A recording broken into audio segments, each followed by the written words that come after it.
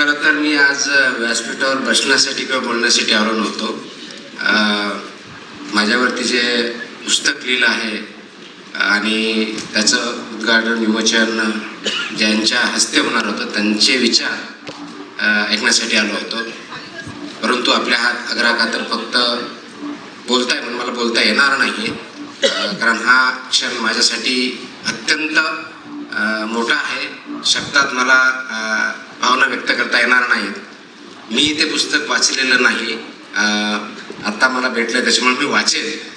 परंतु ज्या काही गोष्टी याच्यामध्ये लिहिलेल्या आहेत त्या फॅक्ट्सची पूर्णपणे आहेत असं दिसतंय. मला पूर्ण पुस्तक वाचल्यानंतर त्याच्यामध्ये काय लिहिलं हे कळेल.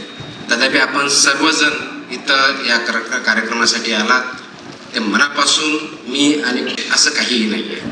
आपण शिक्षक असाल, आपण शेतकरी असाल, आपण उद्योजक असाल, आपण एंटरटेनर किंवा अभिनेता असाल, राजकारणी असाल, कोणत्याही क्षेत्रामध्ये जा, फक्त बेस्ट पॉसिबल काम करा.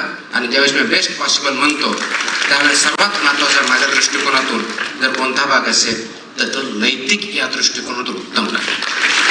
जर नैतिकता आपल्या वागण्यात आचरणात नसेल तर आपण आतून खोकला असतो, तो आतून खोकला होऊ नका. आणि म्हणूनच समाजाला पुढे जर न्यायचं असेल तर प्रत्येकाने हा जो आतला खोकला आहे तो थांबवला पाहिजे.